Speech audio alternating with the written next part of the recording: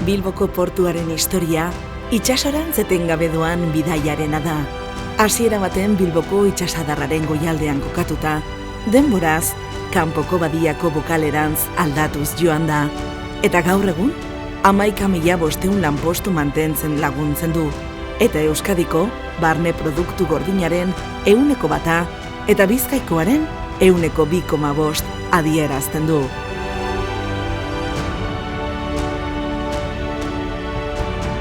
Bilbon, bere oraina, bere etorkizuna eta Port Centerren bidez, gizarte eta ekonomia ahalmenean daukan garrantzia ezagutu daiteke.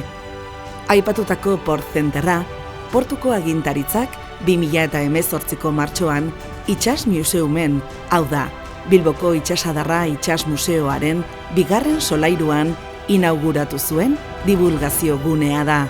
400 metro karratu dauzkan Port Center hau, teknologian, diseinuan eta komunikazioan oinarritzen da, eta bere helburu didaktikoa denentzat erabilgarri diren baliabideekin eta jokoekin elkartzen ditu 3 hizkuntzetan: euskera, gaztelera eta ingelesa. Port Center Bilbaok edukien eskema planteatzen du.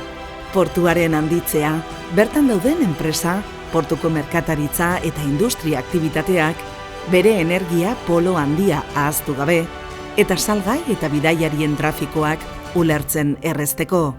Jokoak eta bideoak, salgaiak itsasontzietan nola kargatzen diren, eta beren azken helmugaraino nola eramaten diren jakiteko, nazioarteko merkataritza, portu nagusiak, intermodalitatea, portu zikuak eta makinariak ongi funtziona dezan, lanbide kualifikatuak bereiziki nabarmenduz, eta jasangarritasun eta ingurunearen onurarako jarduerak ahaztu gabe.